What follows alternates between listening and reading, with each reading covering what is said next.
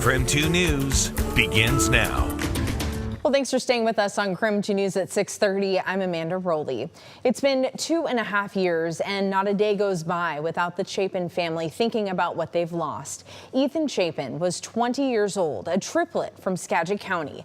He was among the 4 University of Idaho students stabbed to death in a house off campus. Last week, their killer, Brian Kohberger, copped to the crimes, admitting guilt without giving any explanation as to why he did it.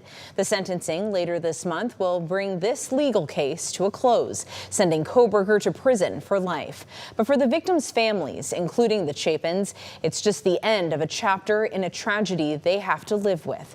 Our Seattle sister station sat with the family hours before they learned Kohberger accepted that plea deal.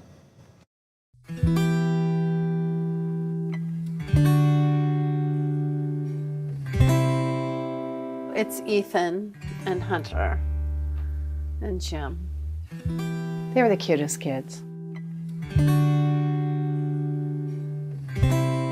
I just think about him. It's hard.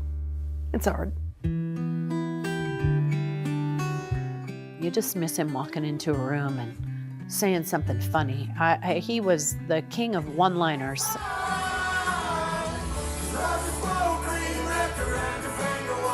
He was so funny. He could just elevate a room. You know, you just miss his presence.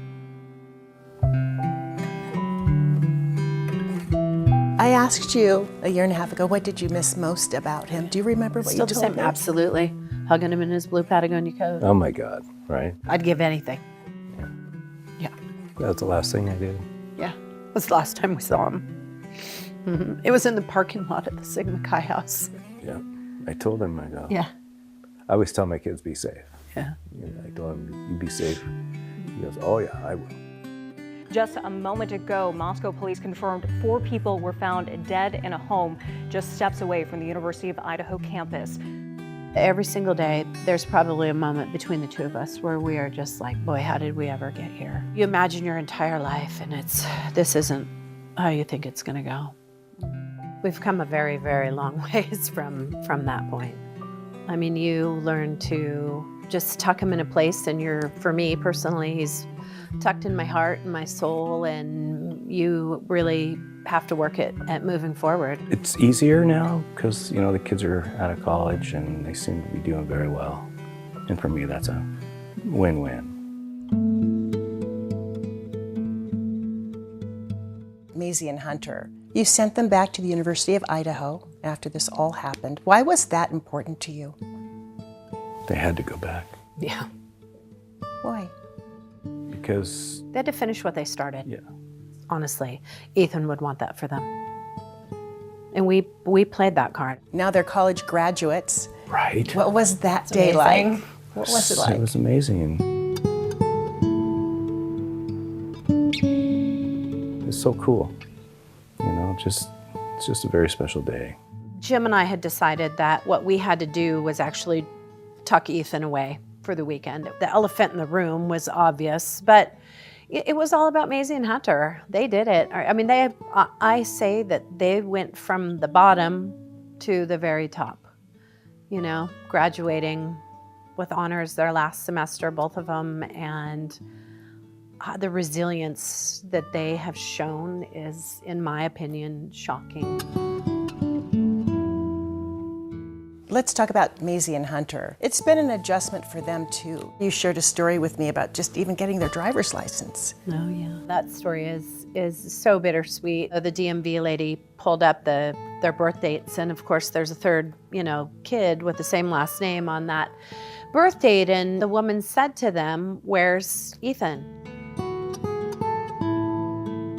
So they quickly were like, he's at work. I think they told a lie about where he was, and they left, and they agreed from that day forward to tell people that they were twins.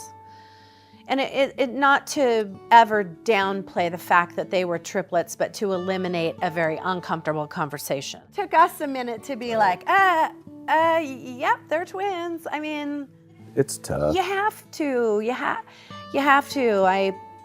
to let them say that. Those tiny little things that you don't think about, holy, they're tough. His truck is still downstairs. Yeah, his Yes. Jeep is here. He loved that Jeep. Yeah. He had a lot of fun with it. Take really good care of it. I mean, he loved it. I talk to him every day.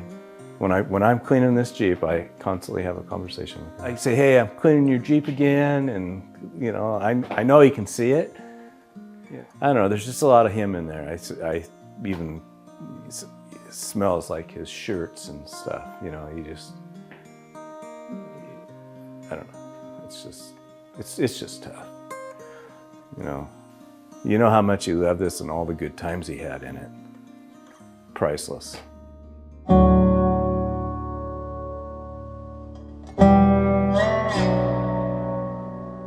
How have you worked through so much grief? Where do we start? What's helped us is that we just created all these things in his name, which helps a lot. I think it's most important that we're on the same page at the end of the day. The divorce rate of a family that loses a child is one of the highest. And I can see how, potentially. But just not for us. We just made a decision. We're just going to get through this thing together. You just have to stay positive, because it's so easy to go negative. And negative's not going to get you anywhere. There's something good you can find in every single day, even on the worst day. You have to try to get one good Yeah. thing out of the day. Yeah. And it can be the smallest of things. The smallest. Some on your toughest day, it could be the smallest thing. A beautiful thing for me personally as a mom is that I know, even down to the last minute, that he knew how much he was loved.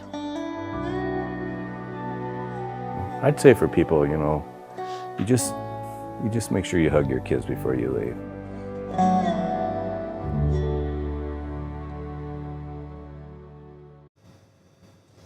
We want to thank the Chapin family for sharing their story.